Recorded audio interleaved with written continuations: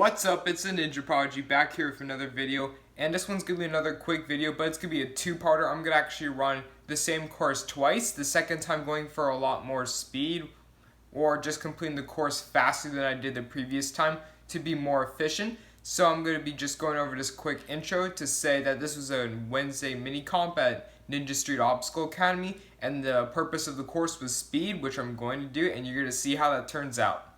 So with my intention on this course, I was planning to go fast, but I wasn't sure exactly how fast, so I decided to skip the first step there, then straight into the devil steps. Since this was a speed course, I decided to take as little rest as possible, so I went straight into the jumping spider from there. I had a really fast start, but I decided to chalk up here because, you know, this one you're going to need chalk on because you could easily slip underneath you. There were supposed to be cannonball swings. However, I swung to the next bar there. I didn't even realize I was going to do that. Kind of surprising. That was probably about 12, 13 feet. My guess, wasn't exactly sure, but it was pretty far away.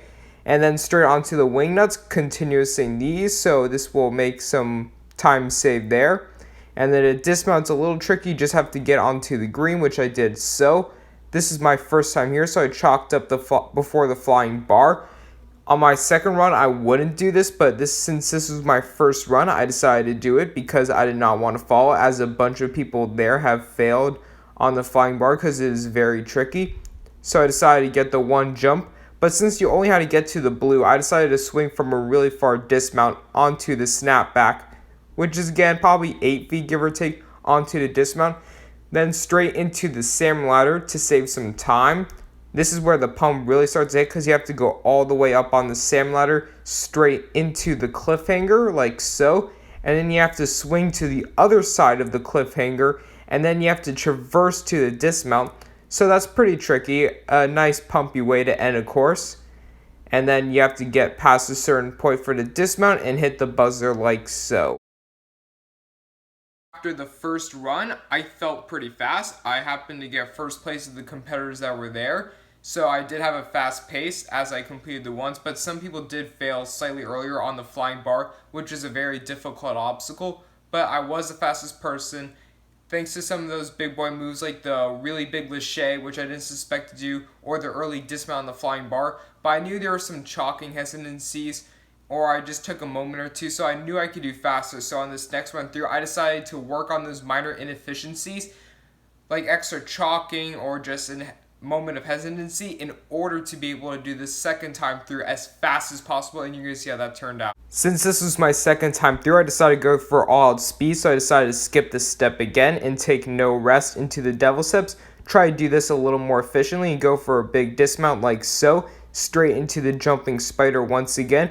I decided once again to chalk up here because if I was to try that really long 12-foot lache, now that I know I was going to do it, you definitely need chalk or your hands could slip. Plus, you need to make sure your head avoids those cannonballs because that is a very tight squeeze there. So then straight onto the wing nuts once again.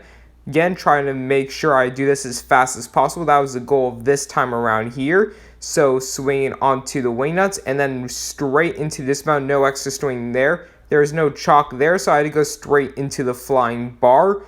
Again, trying to save some time there. So I just knew I had to get that one swing and then I could get onto the landing platform once I get to the snapback. So again, another big lache here and straight to the dismount and then straight into the salmon ladder for the final time here. Again, this is where the pump starts to happen on the salmon ladder. I had to take an extra move there. But again, straight into that with no chalk, so this was going to save a lot of time here. And then once again, it's another cliffhanger lache to the other side. And this time I was able to get much faster, 124 here versus about 130 before. So as you can see on my second run through, I was actually much faster. I was 124 versus about 140, so about 16 seconds faster.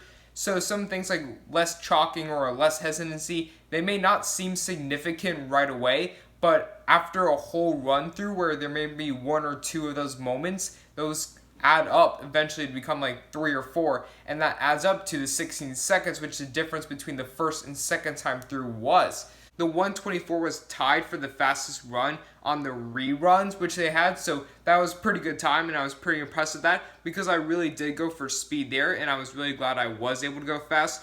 because I've never been really a full-out speed guy, but since I was able to go fast there and work on some minor inefficiencies, I really think that course did help with my development and training.